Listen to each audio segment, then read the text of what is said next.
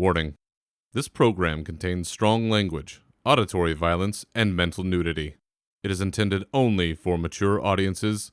Listener discretion is advised. Prepare yourselves. The bells have tolled. Shelter your weak, your young, and your old. Each of you shall pay the final sum.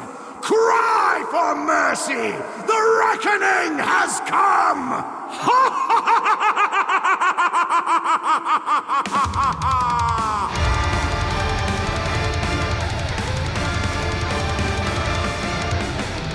Welcome to your uncensored home for World of Warcraft news and opinions. With your host, Berzerker, this is Unshackled Fury.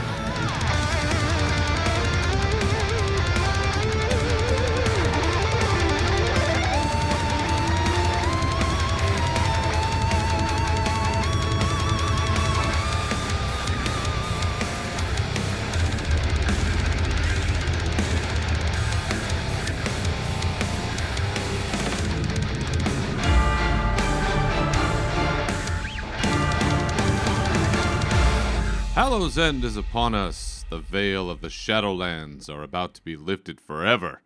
And I'm giving you one more chance for heroic glory. So welcome back to your uncensored home for World of Warcraft news and opinions, Unshackled Fury. I'm your host, Berzerker. This is episode 115. And on today's show, I've got another contest. Yes, that's right. You've got another shot at a heroic Dragonflight key. So stick around for that. I'll be doing that here in the front part of the show. As well as a final refresher before the Dragonflight era officially kicks off this week. But first, I want to thank everyone who tuned into last week's episode. Obviously, it was a special one. It was a big one. The 7th anniversary show. We had our first big giveaway, and we had a great guest, really the only guest it could have had that would have done the whole thing justice. Navox, Seven Brother Navo, back on the show, and getting a chance to talk with him and catch up and, just kind of shoot the shit about Warcraft, just like the old days. And we've had some conversations about what the future looks like, and honestly, it's whatever Nav wants to do, whatever we end up wanting to come up with together. If it's something where he wants to come back, if he wants to be a part-time correspondent, he's the best co-host I could ask for at any given time, and I'll take any amount that I can get. So you never know, you might hear him back here again, but it was really great having him on the show, and again, just catching up and shooting the shit just like the old days. I'll tell you, as a host of a show, it's a lot easier, selfishly, when you have somebody to bounce ideas off of, so you're not just screaming here into the dark. So that also, in and of itself, just from a human-to-human standpoint, it's nice to have immediate feedback there. But appreciate everybody tuning in. That was a pretty big episode for us. That was probably one of the most listened to episodes I've ever had of this show for a variety of reasons. But I wanted to thank Nav for coming on and making that one a special one. Now, on to the contest, which maybe a few of you are just listening again to this episode going, dude, hurry the fuck up. I don't know who you are. I don't know what this is. I just know that there's a key here somewhere, and let me get to it. Well, first, I'm going to make you wait just a touch. Because I have another winner from the last one. The last contest that we ran on the last episode, the contest was for beta keys and a grand prize being the heroic Dragonflight keys with all the Mishigas, all the stuff that comes with one of those. It was a risk, and I knew it was a risk to run the contest the way that we did. A lot of people were, and I kind of made fun of it, right? The like, retweet, follow, and give me your favorite color. Well, I'll tell you what, you do get a lot more entries that way. Did we get some entries? We got some entries. We did get some entries, more than I thought, but not as many as I had maybe hoped. And so we only ended up having one winner for the heroic Dragonflight key, and that is why I still have one to give away. Now, there were some other beta keys we gave away. We had some entries where people did send in stuff, but it was not quite what I had asked for. There's a big difference between what you'll hear from the winner here and, just saying the phrase in a room somewhere. Like, that doesn't quite, like, you can't just stand there filming yourself saying, "For the Horde." Like, that doesn't quite do it. I mean, I appreciate the effort, but it's not following exactly what I was looking for. So, I do have one winner. This winner, we're going to call him Super Dad, because he only gave me his real name, and he didn't want to have that broadcast everywhere. So, we're just going to call him Super Dad. And the setup here is that Super Dad went to his child's daycare, and this was audio only, no video, and recorded himself entering the contest and subsequently winning the contest. So here it is, Super Dad with his entry. Here we go. Okay, well, I'm not allowed to video record here in my kid's preschool, but alright, I'm gonna try to get in the middle of the play area here. Okay, for the Horde! I don't think any teachers heard me. I should be safe. Hook me up with that beta key.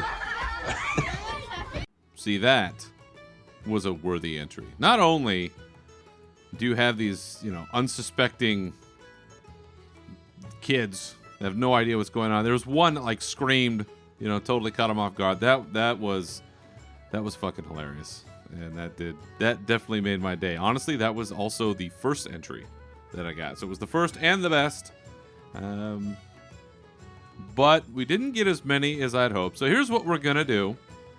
We're going to run another contest.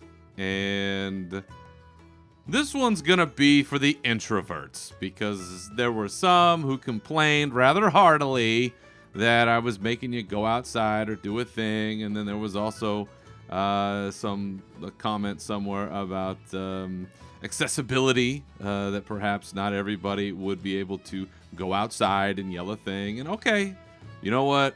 That's fair. That's fair. I'll give you that. So here's what we're going to do. This time, for this contest, here are the rules for this next round for the one remaining heroic Dragonflight key that I have left. Number one, you got to follow Unshackled Fury on Twitter. Basic. Number two, you have to answer the following question, which will only be heard here on this episode. And I'll tell you right now, there are no wrong answers to this question, so it's pretty fucking easy. Question is, who is the best heavy metal band of all time? That's it. Who is the best heavy metal band of all time? Now, get your answer in your head. You got to go out. There's going to be a Twitter post about this, a thread probably. You got to go out. You got to like it. You got to retweet it. And you got to reply to that thread with your answer of who is the best heavy metal band of all time. And that's it. Going to keep it real easy this time. You got one key to give away. The contest will run for the rest of the month through Halloween, 11:59 p.m. Pacific Standard Time on October 31st. So you got till the end of the month. The winner will be randomly selected the next day, 11/1, and contacted. And on the next show, this will be the 7th of November, will be the next show after this one. I'll announce the winner on the show, even though they'll already have been contacted. And the reason why I say that I will announce the winner is because oftentimes there are accusations that we give these things away to our friends. I guarantee you, none of this is going to anybody I know. And that is, take the word for whatever that is. But no. If I have something to give away to friends, I will give it away to friends. If it is for legitimate contest purposes, Blizzard's pretty strict about this. They really want to know what you're doing with these. So, it's not like, hey, oh yeah, I know this person and we're going to surreptitiously give it to them through the contest. No, we don't do that here. So that's the deal. Follow Unshackled Fury on Twitter. Let me know in the coming Twitter thread who the best heavy metal band of all time is. Like, retweet, comment. That's it. We're going to the base contest now. This one's for the introverts in the back. I'll give it to you on this one. And good luck, one and all, and thank you for playing. Now, no rage segment this week. No rage segment this week. I'm sure there's something out there that could have pissed me off, but this is a big week, folks. This is a big week. The Dragonflight era officially kicks off. This podcast is going to launch the day before it hits live, but this is a big one. This is one of the big ones. One of the handful of like really huge weeks that starts to kick off the next era in our game and our franchise for our community and the whole thing. So why don't we go ahead and jump into our news?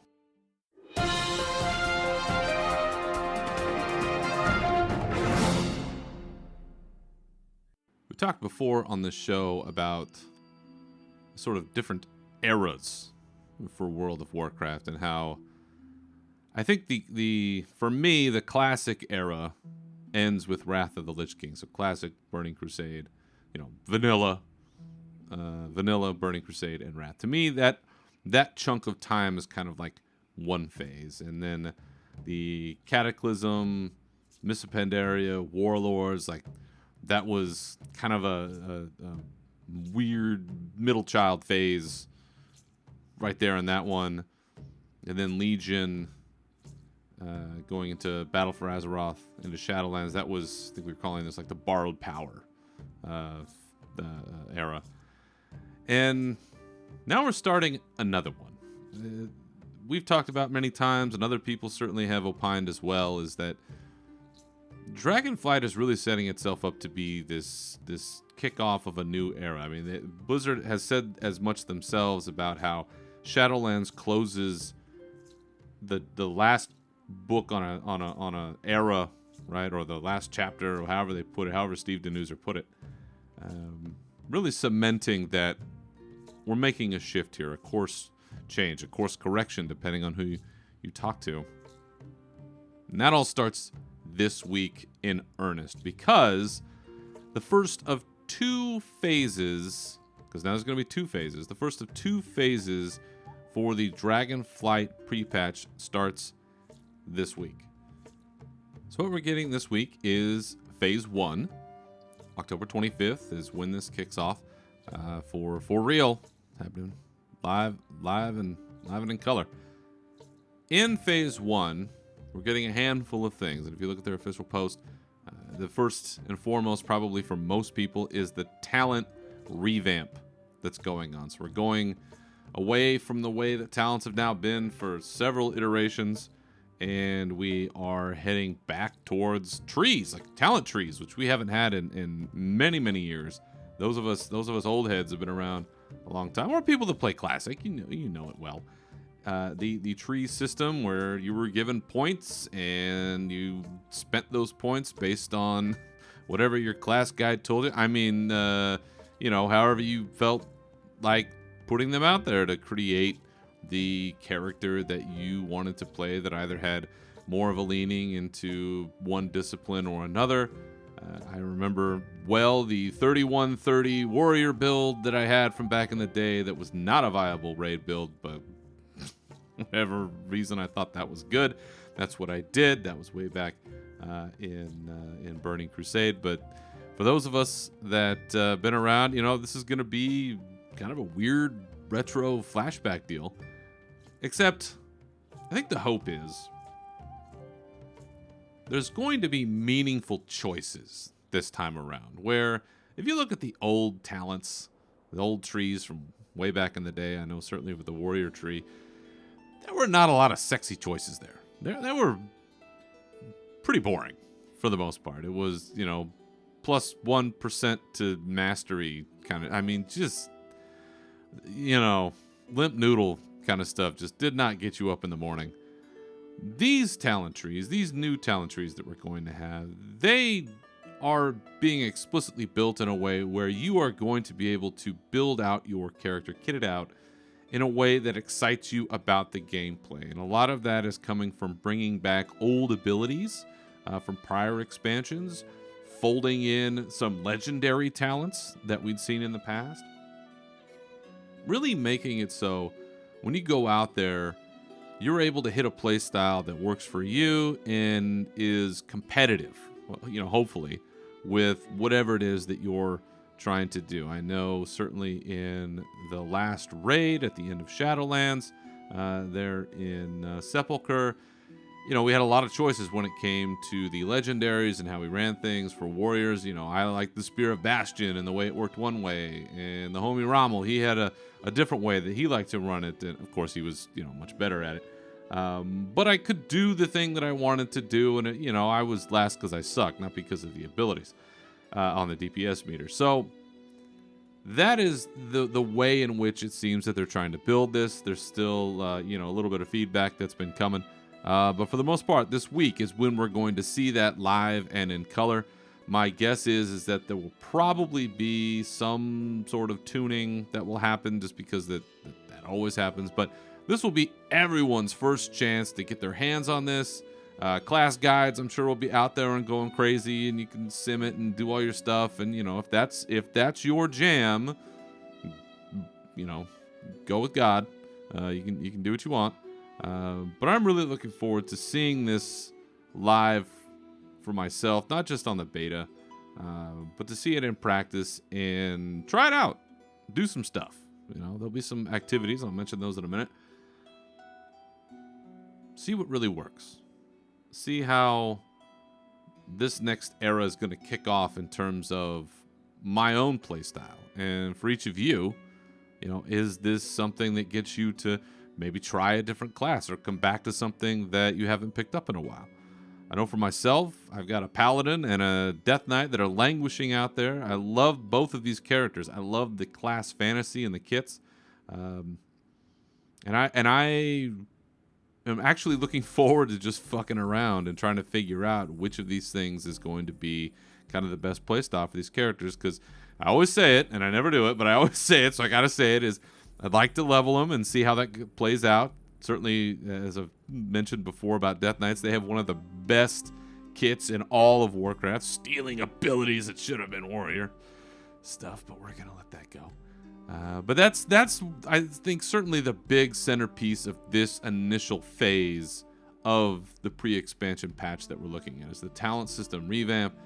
Second to that, the user interface changes. I honestly, after everything I've seen, I am really looking forward to dumping a whole bunch of add-ons and just playing with the stock UI and using that as my base instead of having to use up resources on other add-ons. It's highly customizable, and it may not be for everyone. And certainly there are going to be people that are like, oh, I still don't like the way that this looks or this art style or whatever it is. And there's a billion options out there for you to customize and have other add-ons and do your thing. But this is a new era, again. And this is another way in which you see it, is after how many years now? Almost, not 20, but I mean, we're looking at 17 years of Warcraft, 18 years, somewhere in that neighborhood. We're finally able to customize the user interface with the game's own stock abilities, right? Like that. You don't have to have an add-on to do that. It now will let us customize our own UI after nearly 2 decades. About time. Because so many players use some sort of add-on to do it already. It's almost like you're just ignoring the player base entirely, which, there's accusations that has long been the case for many a problem. But by allowing that, right, you're acknowledging that this is who our player base is. This is what they need. So let's do it. Wonderful changes. I am in high praise of it, certainly. And I recommend giving it a shot. If nothing else, give it a shot. If it doesn't work, you got to go back to LVUI or whatever you use. It's always going to be there, or not always going to be there. I can't guarantee that. But it's, for now, it seems to still be around.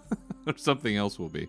I'm very excited about that. And I can't wait to spend hours and hours screwing around and customizing my setup just as we did with the add-ons of the past.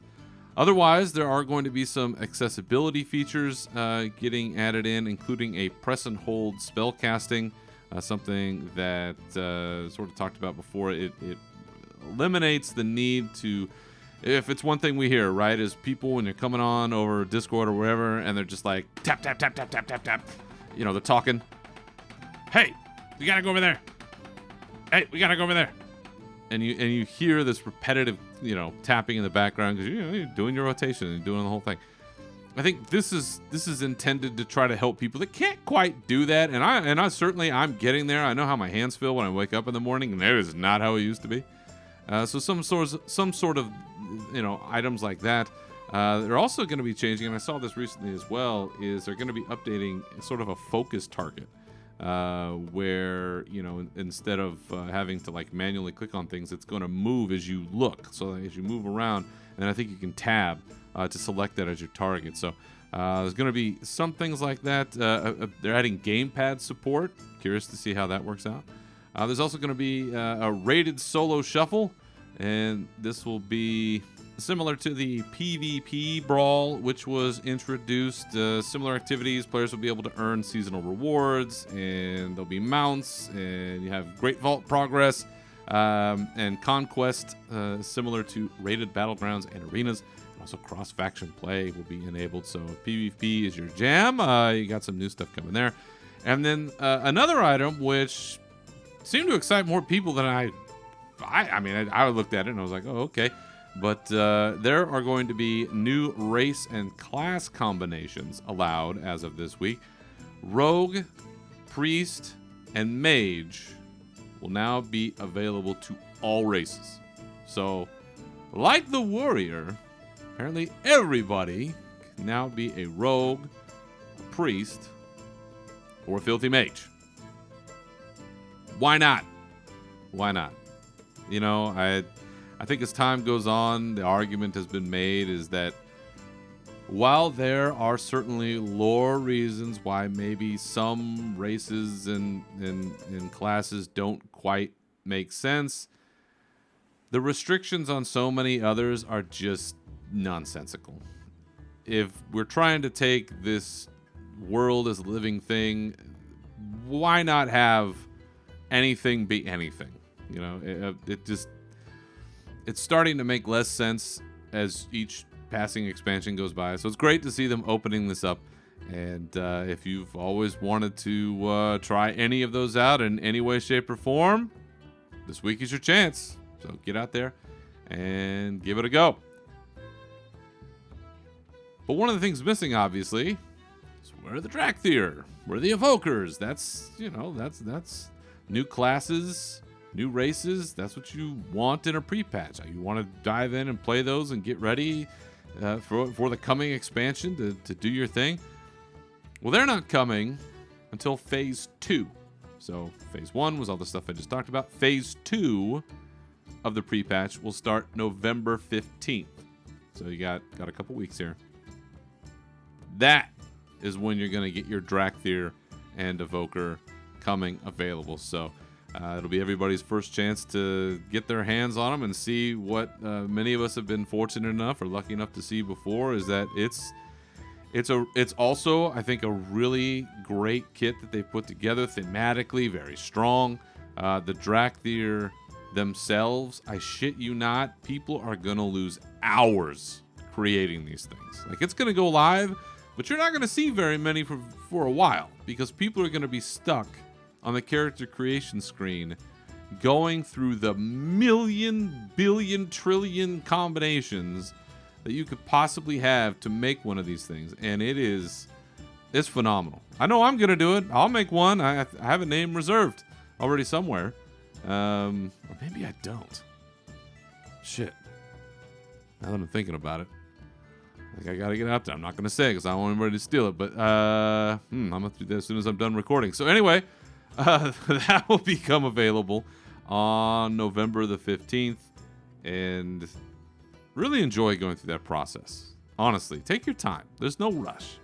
There are so many potential options with these characters, and you'll see why people have been raving about it. If you haven't had a chance to look at it, you'll see why people have raved about it, and why, again, a sign of a new era. This level of customization is insane. I mean, you think back, character creation, not even that long ago, a couple of expansions ago, added a couple hairstyles or something. Oh man, hairstyles, holy shit. This is so far beyond that, it's almost indescribable with the level of detail. You want horns? Okay, where do you want horns? You want some kind of scales? Okay, where do you want them? Are we talking about legs? We talking about chest? We talking about face? We talking about the upper face or lower face? We talking about, horns in the back? Are we talking about horns on the shoulders or the arms? Or, where are we talking about? There are so many fucking options, and it's not just, let's say, the item itself, like a horn. Okay, well, what color do we want the horn, or what version of this do we want, or looking at hair? Forget about all that. It's just, it goes on and on. So take your time, people, and enjoy that. November 15th, that's when you get your first chance. Of course, at this point, Drakdir and Evoker, almost synonymous at this point, because one can only be the other.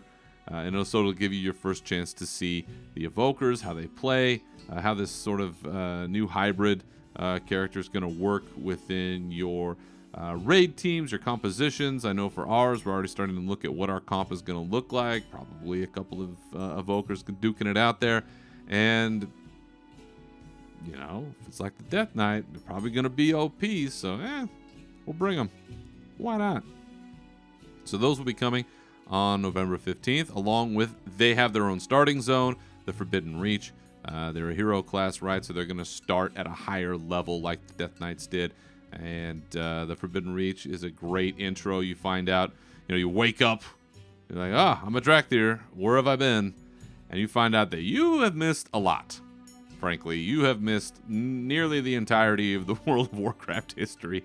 What happened to Neltharion? Well, that's a long story. It's stuff like that. So going through that journey, catching up to speed, I think people are going to have a lot of fun with that. There's also a new dungeon, which I'll talk a little bit about here, but I'm probably going to talk more about on the next episode. It's the Uldaman Legacy of Tyr dungeon. It's new. That's in the Badlands, over in the Eastern Kingdoms.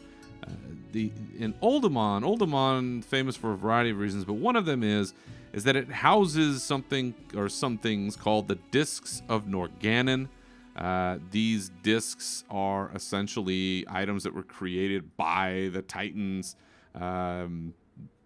way back eons past, and they contain essentially the history of Azeroth. So there's been a lot of big lore dumps there, something that's been very important.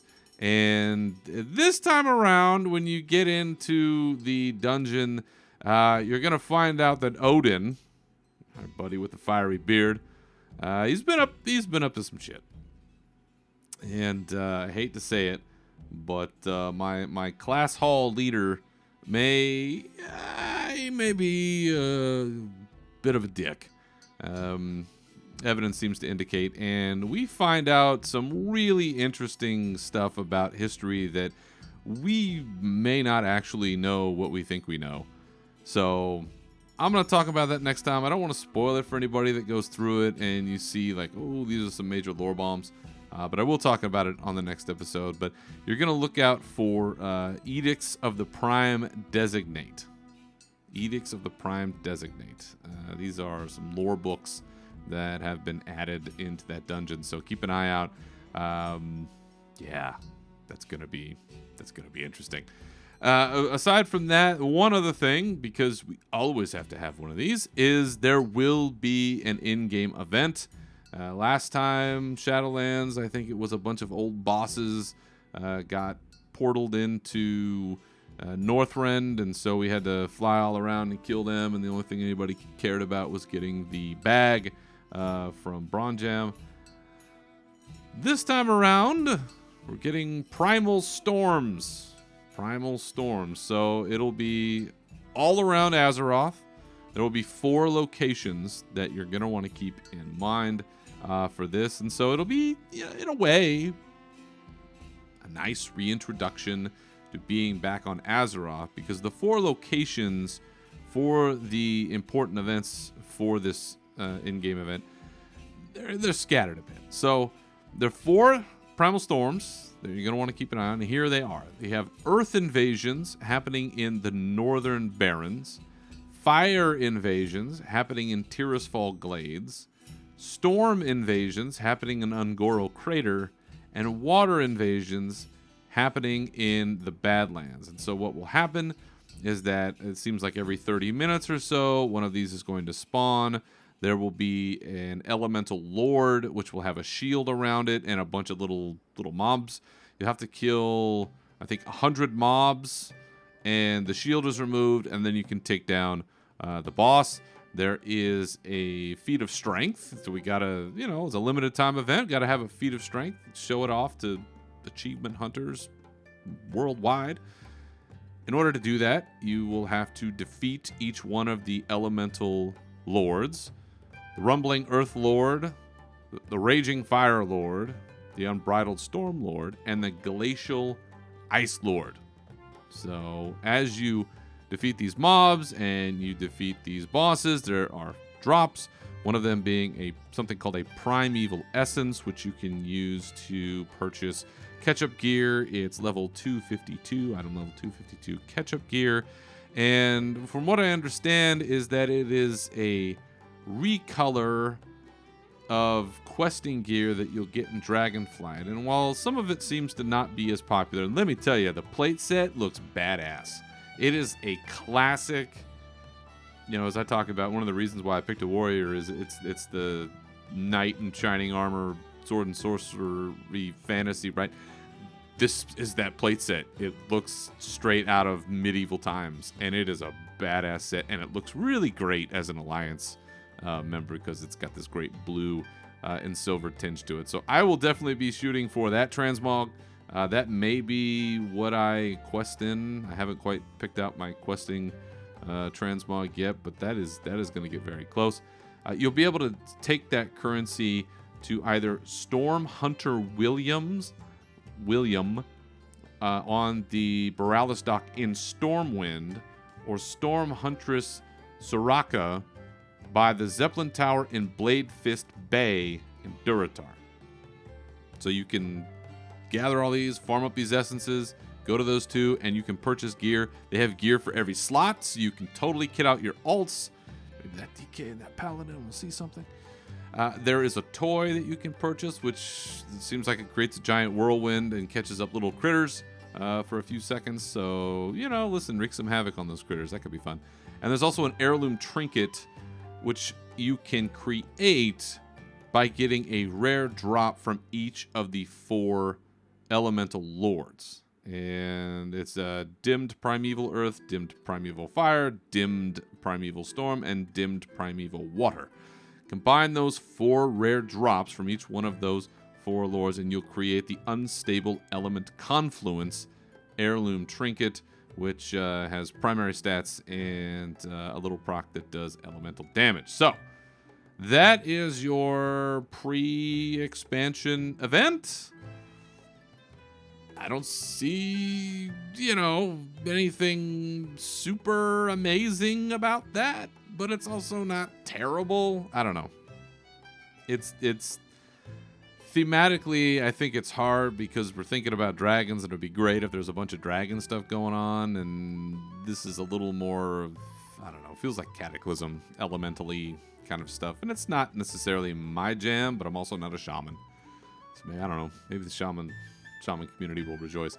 But it's not terrible either. You know, you go, it's an event, you farm some stuff, you get some stuff. It's, you know, it's a B. It's a B. I'll give it a B. But the other thing that's going to be going on, which I find, I don't know, a little more interesting at this moment, is that along with the pre-patch announcement that Blizzard made, 2 phases, here are the dates, here's the launch day, here's when the raids open, yada yada. They also mentioned that there are going to be some Twitch drops, which if you're old like me and you don't know what a Twitch drop is, if you link your account Twitch to Battle.net, there are items that you can be given if you like log in at a certain time, or you just straight up just connect them, period. You remember recently there were those helms that were previously on the store, and then they were made Twitch drops. It's that kind of thing. Well, apparently there are going to be 3 Twitch drops. One that happens at the start of Phase 2, November 15th. One that comes launch day, November 28th. And one that hits when the raids open, or when the raid opens, December 13th. So what could they be? Well, they haven't said. At least I haven't seen it yet. Who knows? Maybe they announce it when this episode premieres, which is usually how this works. Or maybe we'll know for the next episode. But given what they've given away in the past or had available in the past, it wouldn't be out of the realm of possibilities. Some other transmog. Maybe a mount, because it's something as big as an expansion launch. Maybe they could give away a mount. They love giving away mounts for, promotions.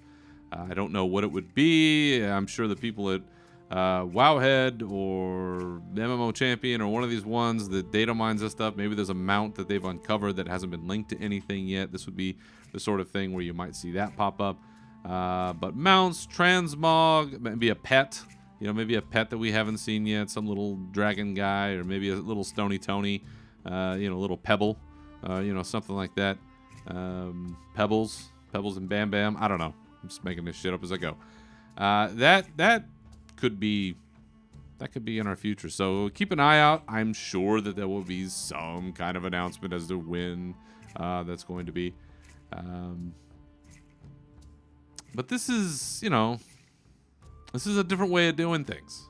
Having this split up like this, Twitch drops, all this stuff, it feels very different. And I'm not saying it's bad, it's just different. And clearly a shift in trying to move this franchise forward into the modern era. And I think we're really going to start seeing now what this modern incarnation of WoW is going to be. It's almost like there's been this... It's sort of like... you see people who build certain types of custom cars where there's a chassis underneath, there's maybe, an engine and drivetrain and some other things that, they keep at the shell, the outside of the car. And then maybe some of the other internals, right? Those are the things that start to get modified. Those are the things that start to get changed. And each generation kind of has its own idea about what that should look like or what that should be. And so now we're seeing what's coming off of this assembly line, the Steve Denuser-led assembly line. What is that version of this hot rod now going to look like? And I think we're getting a good look at it now. That this is what it's going to be. Trying to acknowledge that there are things that players have long done that they should make as a base part of the game, like the UI. Recognizing that Twitch is an enormous influence in the gaming community. All right, and they did this previously, but linking things up to people watching stuff on Twitch. Do I watch stuff on Twitch? Not that often, but I'm also not the demographic, really. And I I accept that. Will I do whatever I have to do to get it? You're damn right I will. Of course I will. Come on. But now we're seeing things really start to gather speed as to what the next era, the next phase of Warcraft is going to look like. And for some, it may not track. People that want the old days, you can have the old days in Classic. You can have the old days. and you never have to look back. You don't have to pay attention to anything if you don't want to. But it seems like this is resonating with more people. I'd love to see the sub numbers. I really, really would. I wish if I, wave a magic wand, right, that Dragonflight is amazing, that people come back in droves, and that they go, you know what? It's going so good. Let's release those numbers. Let's say we got 8 million, 10 million. Wrath, I think, was the high at 12. I don't think we'll ever get that again. Unless it's part of some, major influencer, social media promotion of some kind that's, just bananas. I think somewhere in that near, 8 to 10 million sub number, that would be amazing. And I hope that the excitement, the ease of entry, the modernization, all of it will get people to want to come back and try out this modern version of what this game is going to be. One other note I wanted to make is that there is a little confusion I've seen here and there about, because of this split between October 25th and November 15th, what does that mean? Well, October 25th is the end of Season 4, so anything related to like Mythic Dungeons, arenas, rated battlegrounds, like all that stuff is over.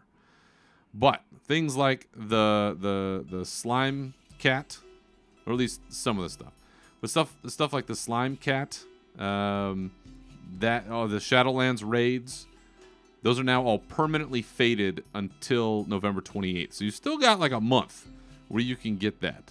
The Hero of Fate title, you can still get.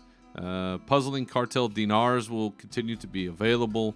Vault Progress will still be going on. So there is some stuff that is going away with Season 4 on October 25th, but there is still a bunch of other stuff, including some Mythic Plus and PvP items, that will continue on until the expansion actually launches. So you want to look at the official post for all of the detail, because there is a bit of a list there. But that is still going on if you want to see it. One of the other things that we've been waiting for as well is, where are our pre-expansion stories?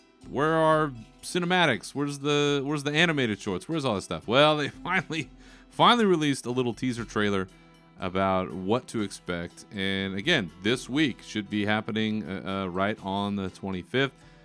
A new series of animated shorts called Dragonflight Legacies will be launching. I don't believe they told us how many there were going to be, or necessarily what the focus of these will be, outside of about the Dragonflights, probably about their history. In the one that we've seen so far, we hear Nosdormu, who's the aspect of the bronze Dragonflight, right? Time. We've known since Wrath. So we've known a very long time that Nosdormu is on a road for destruction, for bad things, when he becomes Murazond. Right? Backwards. Nosdormu, Murazond. When he becomes this, chromatic version of himself. Very bad. Messing up the time ways. But here in this little snippet, we hear him kind of talking about, you got to make a choice about what story you're going to tell. And we see scenes of Galakrond, the War of the Ancients, lots of Drakthir, but also lots of stuff about Neltharion, also known as Deathwing. Maybe about, how he turned his back, how he became corrupted. Certainly, I think we see a shot of him in Dragon Soul, right, where we fought him and he was all wild at that point. All of that history, right? It's called Legacies, so I assume it's going to be a lot of history. Items that are giving us some background for the expansion, and based on the way that things have played out in prior expansions, probably stuff that's going to be relevant, not just at the beginning, but likely at the end. And with all of the Deathwing stuff, the Neltharion stuff that we've seen, there's going to be this ongoing battle between Sibelian and Rathian, the legacy of the Black Dragonflight, all that stuff. It really made me think about, is there a possibility that Neltharion could somehow be resurrected? Blizzard loves a redemption story or something therein. Didn't see him anywhere before. His body has been obliterated. I mean, we have a piece of his chin armor. I don't know, maybe there's some little piece of him they could scrape off and make something out of. I don't know. But is it possible that we could see some sort of resurrection of like a good Neltharion? So instead of Sibelian or Rathian, maybe it doesn't matter. Maybe they'll bring the OG back and he'll be good. And then it's like, oh, okay, well, you can earn our trust, but we'll have you back and we'll see how that goes. I think that'd be pretty sweet. He always had one of the best human visages, I thought, of any one of the dragons. But it's always such a deep, satisfying lore bomb to watch these things. So I'm very excited to see what we get out of this. Maybe they're all about Nosdormu. Maybe there's one for each Dragonflight. That would be pretty cool. That certainly would give people more background. There's one of the really awesome things that I've seen as of late within our community is people spending almost inordinate amount of time delving into the histories of each Dragonflight and giving you the background. So I honestly, I encourage you to go check it out because that lore is going to become so important, and I don't even have to have seen anything to know that. I have tried to avoid a lot of spoilers up to this point when it comes to the storyline. There's certain things that I've seen because they're unavoidable. But I really want to talk with you, the audience, as we go through this next adventure and what we uncover in real time. As you know, I think when you data mine things and you talk about it months and months and months before it becomes relevant, people forget and the impact is lost. So that's what I'm going to try. We'll try to go through it in real time, but the lore is out there. There's a lot of dragon lore out there, and I highly encourage you, our friends over at Live Laugh Lore, they're always diving into stuff. I know there's video series out there that people are putting together. Check it out. Do yourself a favor right now in this month that we have leading up to the expansion. Get yourself familiarized with the Dragonflights, why they're important, and who all the major players are, because that will become really important, and it'll likely give you more context into what we're about to see with these Legacies shorts. So, can't wait to see those. I'm sure those are going to be awesome. One last thing about this sort of period of time is that there has been much argument and ballyhoo about the timeline of the development of Dragonflight. People feel that it's been rushed or that it just couldn't have possibly been done in an appropriate time and space because of reasons. And again, I think it's people saying this talking out of their ass because none of us worked there. We don't really know for sure. But there was an interesting article, and I know I shit on them about things like data mining, but I have to give credit where credit is due. Wowhead has a pretty good article, I thought, about, I'll just give you the title. A brief look at the WoW development pipeline. When did Dragonflight development begin? And they say pretty bluntly at the beginning, take this with a huge grain of salt, that none of this is 100% accurate because, there's nobody confirming this. They're just diving through the data that they have access to because of all the data mining and everything else they do. And they give some pretty good explanations into zone development, quests, items, and how, based on what they can see, when they think development hit certain milestones for the coming expansion. And it looks like for certain major beats, April of 2021 is when they started to see like real signs of activity related to what we're about to see. So you're talking about only a few months after the launch of Shadowlands itself. More than a year and a half ago, right? I don't think this was rushed. I'm going to say it. I don't think that this expansion was rushed.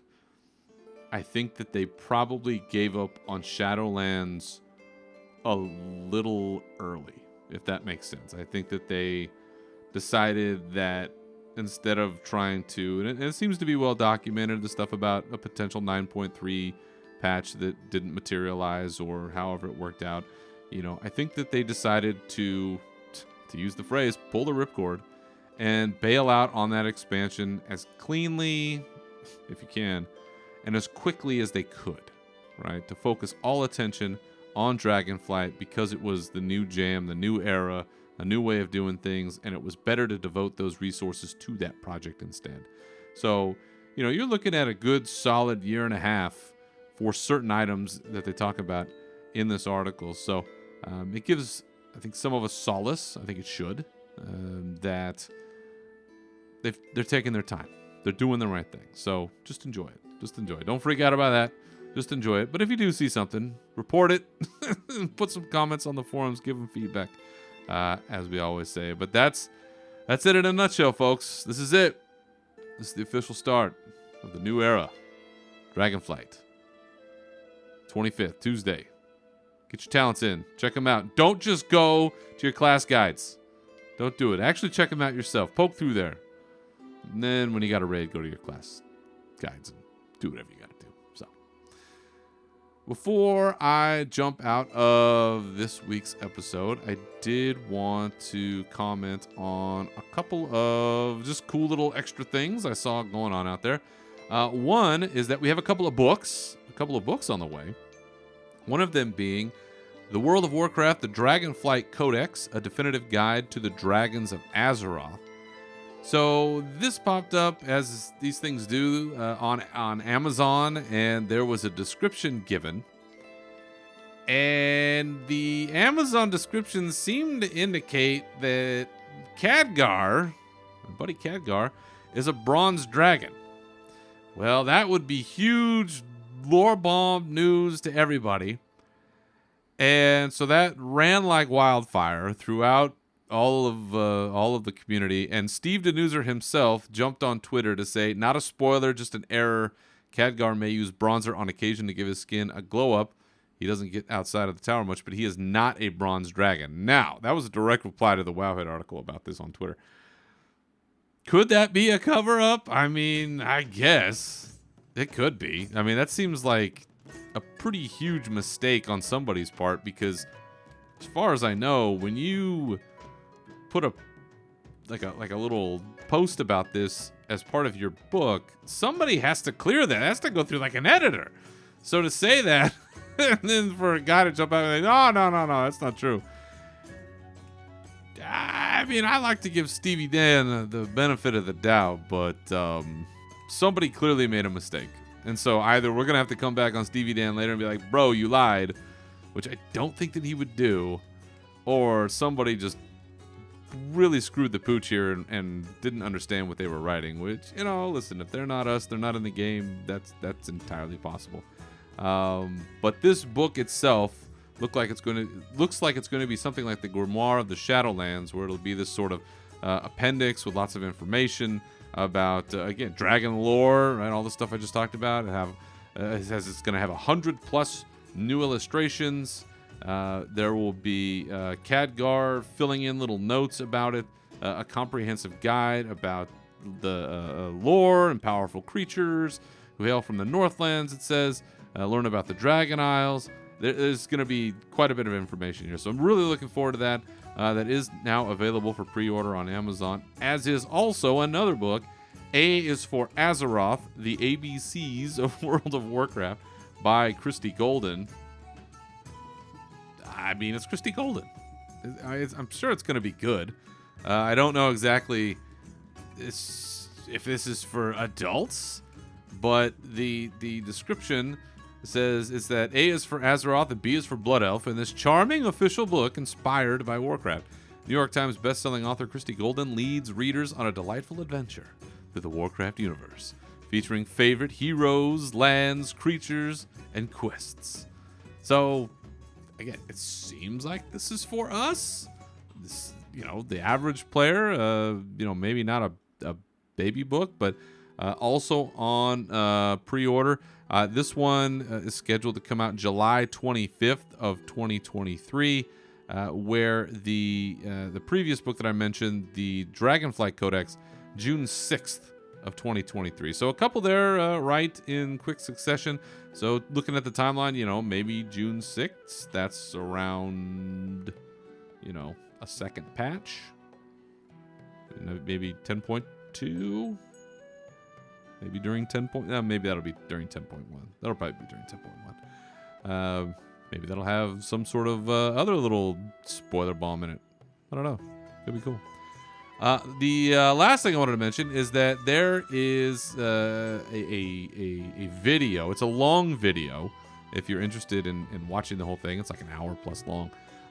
But Blizzard illustrator Bayard Wu, if I'm saying that correctly, shared the video that they took, and it's sped up, of them creating the key art. Now, anybody seen the Dragonflight stuff, right? It's Alex Straza in both of her forms, both as the dragon and the human form, giving out the big yell in front of, what is it, Tears Hold, the big tower there that you see Stony Tony on with all the dragons flying around. Very painterly looking aesthetic to it. They recorded the entire process of them making this key art and then sped it up. So instead of being 30 hours or however long it took them, it's down to an hour. It's amazing to see how people put these things together. As somebody who is not artistically inclined in that way, it is just astonishing to me to see how they literally start with nothing and create the kind of beautiful art that you see. And I know there's a lot of technology now that helps you move things around or shade things or do things or whatever, but it still requires an artist's eye and hand to be able to put all that together. So if you haven't had a chance to look at it, it's on YouTube. It's Blizzard illustrator Bayard Wu, Bayard, first name, last name Wu, W-U. Alex Straza. It's actually titled, the video's titled World of Warcraft 10.0 Key Art Speed Painting. So Alex Straza does not appear in the title, but that is the name of the video itself. So I highly recommend you go check it out. And last but not least, it is Hallows End. So if you haven't gotten your Headless Horseman mount, you have until November 1st. So head out there, get some tricky treats, and have a great time. All right. Well, that will do it for this episode. My thanks to all of you for listening. And remember, you can always follow me and this show on Twitter at Berzerker Rage and Unshackled_Fury. You can also join our Discord, links for which are in the profile of the show on Twitter, and our bonus roll productions page. Feel free to contact the show with your questions, comments, or otherwise through any of those resources or unshackledfury.com, and you can find this show wherever you get your podcasts. So once again, thank you for listening. Remember to keep your swords wet and your banners high, and we'll see you next time. Farewell.